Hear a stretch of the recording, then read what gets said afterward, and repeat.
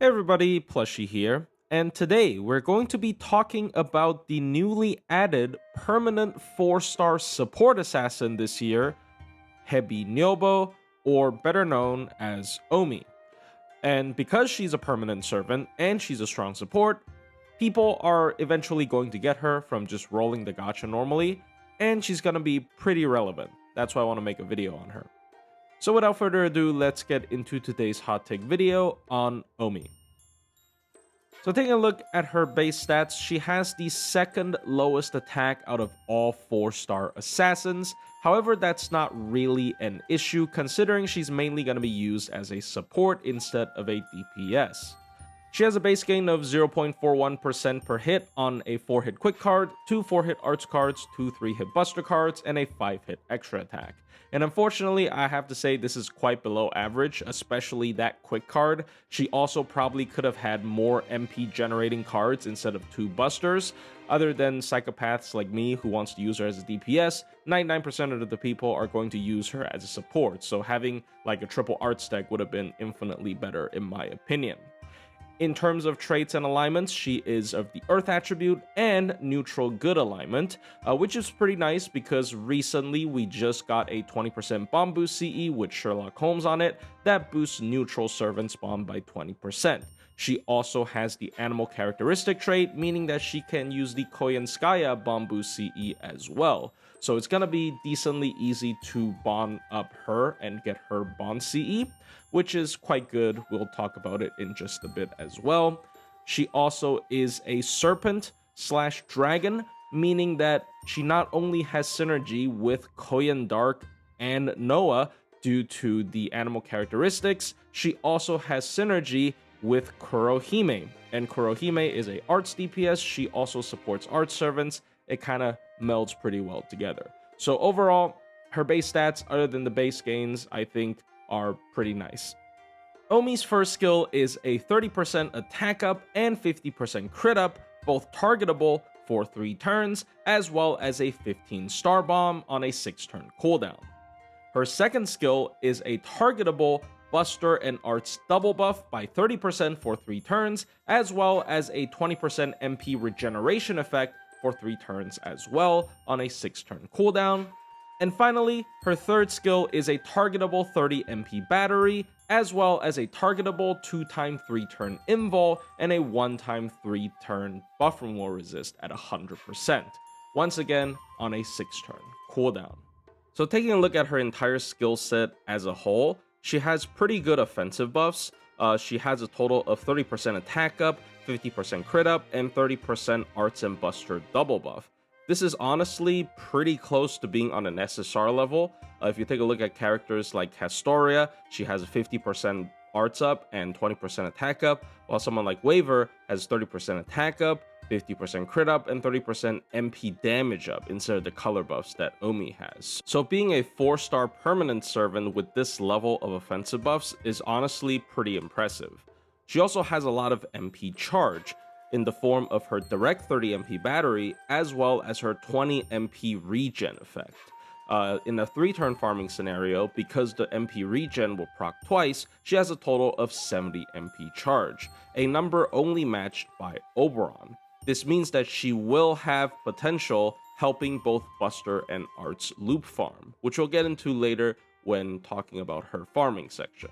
And finally, she also has pretty good defensive effects with a good combo of invul and buff removal resist, meaning that she can help one ally block a buff removing MP, both damage wise and effect wise. So it's pretty nice. Obviously, depending on which boss she is fighting, this is going to be mildly useful to very useful. But unfortunately, on the art side of things, at least, Summer Tiamat already does this a lot better. She can protect the entire team instead of just one ally. So this is probably going to mainly be used with a Buster DPS if you're using her specifically for the buff removal resist. Taking a look at her passives, she has Presence Concealment Serpent, which increases her own star gen and crit up by 8%. She also has Dragon Kind, which increases her Buster by 3.5% and also gives her a 115 damage cut. She has Taste of Home, which increases her own MP generation rate by 10%. and she has a Mother's Love, which gives her other two allies, not including herself, debuff resistance by 20%. Quite a unique set of passives, but unfortunately, its effectiveness is limited in my opinion. All the offensive buff ones don't really matter. The damage cut is also quite small, and she's also not supposed to be a tank. The MP generation buff would have been infinitely better if it was for the entire party. For herself, it does make up for her disappointing MP generation on her cards, but I don't think it's quite enough. The debuff resistance up is really nice, but it doesn't help herself. So sometimes if she herself gets skill sealed, it is quite troublesome, especially considering she is a support. Generally, I would say preventing a support from getting skill sealed is a bit more important than preventing a DPS, because you can usually cleanse it with a specific support. So overall, I think interesting passives, but not that crazy. And finally, Omii's MP is an arts support MP that charges the leftmost ally's MP gauge by 100%, as well as increase their max HP for 3 turns, ranging from 2,000 to 10,000 according to her MP level. And her overcharge effect is a 3-turn MP damage up, once again applied to the leftmost ally, from 10% to 30%. This MP also has a unique demerit where after the second use of this MP, Omii will self-sacrifice, and you can't even prevent this with a Guts effect. So an MP very reminiscent of Miss Crane's MP. Considering the similarities behind their lore, it is very flavorful, especially that unique demerit where she dies after 2 uses of her MP is in reference to how she lost both of her eyes trying to nurture her child. The MP itself, although having a tiny bit of offensive buffs, is mainly going to be used as an MP charge effect, at least in my opinion, to guarantee back-to-back MPs for your DPS. This is especially useful if you're using a Buster DPS that has poor MP generation. Having a guaranteed MP usage on the next turn with Omii's MP is going to be really good. The max HP boost can of course serve as a potent heal and even defensive effect, because you can preemptively grant them high HP so they can take more punishment from the enemies. However, I think it only is relevant beyond MP3, because I guess 6,000 HP is still nice, but at MP1 2,000 HP certainly is nothing impressive. Anything beyond 8,000 to 10,000 is pretty cool, but again, it has to depend on what DPS you're using and what bosses you're fighting. Nowadays, usually you are just using hard survival effects, especially in the arts card type, because there are so many, to completely block off damage instead of trying to tank damage with a max HP boost. So in today's meta at least, I don't think this is a super strong effect. Neither is her MP damage up effect. So unfortunately, you would almost never chain this MP before an offensive MP just to get the extra bit of damage, even though technically this MP can serve as an extra overcharge stack with the 100 MP charge. It's usually going to be much better to chain it after your offensive MP in order to allow you to MP back to back. The self-sacrificial effect is also super difficult to proc, unlike someone such as Miss Crane or Summer Kuro, where you only need to use 1 MP or no MP at all. This requires you to use her MP twice, and even if you give her K-Scope, she still has to manually gain another 100% MP charge without having any self-MP battery. Whenever she wants to charge herself with a battery effect, she's either sacrificing charge that she could have given to the DPS, or using another support's charge, and another support cannot give it to the DPS. So very often you'll actually see Omii manually get killed by the enemy instead of, dying because she used her MP twice, which makes her a lot less controllable than she might initially seem. Which is also kind of unfortunate, because if we take a look at her Bond CE, it grants the other 2 frontline allies 30% attack up for 3 turns after she dies while equipping it, which is a very powerful effect, but it's not going to be super easy to control when you get to proc this. So overall, the MP definitely is the weakest link of her kit in my opinion, but there are still interesting use cases for it. So how do I feel about Omii? Well, in terms of farming, she is definitely a potent looping support due to her being able to give you a total of 70 MP charge. On the art side of things, it is quite simple. She is almost like a low-cost replacement for Castoria, because once again, her offensive buffs, even if we just look at loop farming, 30% attack, 30% arts, isn't even necessarily worse than 20% attack and 50% arts in all cases, because depending on the self damage buffs that the DPS has, sometimes having more attack up is better than having more arts up.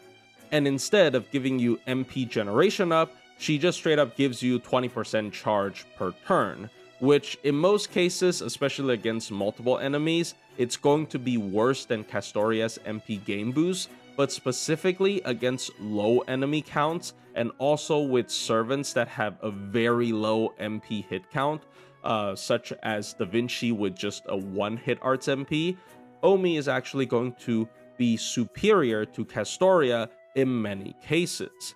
Add on the fact that Omii can actually boost her crit damage a bit, so if you want to finish off the third wave enemy with cards, Omii is going to also be slightly better. She is going to be pretty relevant in arts farming. She also conserves team cost because she is only a 4-star. For buster looping, it is a little bit more complicated. On the surface, because Omii is able to give you 70 MP charge, you would think that she would revolutionize buster looping, because we have never had anyone other than Oberon that has the ability to do this. But if you really think about it, when you are using double Koyanskaya of Light with a 50 MP charger, you are effectively allowing the 50 MP charger to use their 50 MP battery a second time, meaning that double Koyanskaya gave you 50 extra battery on top of their original 50 MP batteries. You split that evenly and distribute it to the two Koyanskayas, then you actually realize Koyanskaya is kind of a 75 MP charger. So replacing Koyanskaya with Omii is actually going to reduce the total amount of charge you get across 3 different turns. Add on the fact that with double Omii, you are getting 40 MP at the end of each turn because stacking her second skill would result in that number. It's not going to be as easy to make 100% MP exactly every turn because you need to give an additional 60 MP charge each turn, which is not a very common number, in order to not waste any charge, unlike the traditional Koyanskaya system. After looking through the entire buster looping roster, I came to the conclusion that there are only 2 buster AoE servant that gained a completely new farming comp with the inclusion of Omii compared to if she didn't exist. The number 1 servant being Koyanskaya of Light, now having the capability of using Black Grail. Because Koyan Light, despite having a 50 MP battery, is not able to run a double Koyan Light system, because she herself is already Koyan Light. You cannot double cast her battery no matter what. And she has a 10% MP flat recharge effect on her own MP, meaning that combining that 10% and Omii's 40% MP charge at the end of each turn makes a very beautiful 50%. Double Omii Oberon actually allows Koyanskaya of Light to loop with a Black Grail with relative comfort, and that is pretty nice. The second AoE Buster servant is Emiya Archer in particular. Emiya has always struggled with farming even after his buff, where he's able to turn his MP into an Arts MP, because there doesn't exist a support that can support both Arts and Buster MPs at the same time. However, now with the help of Omii, if you refund enough MP with your AoE Arts version of the MP, which is not gonna be hard at all considering he has so many hits on his Arts MP, then he can easily loop with a Black Grill with 2 Buster MPs following up the first turn's Arts MP. So yeah, those 2 characters are the biggest benefactors, in my opinion, from Omii's existence. Where Omii excels is actually helping almost any servant loop with a 50 MP starting charge CE. Because with double Omii Oberon, you get a total of 210% charge, 70 times 3. Add on the Append 2's 20 MP charge, and the 10% MP charge from your new plug suit, you get a total of 240 MP charge, meaning that you only need to supply an extra 60 charge for literally any unit to loop 3 turns in a row, and 50 of which is going to be supplied by a event CE in most cases, because nowadays every event with the free CE they give out usually has 50 MP starting charge.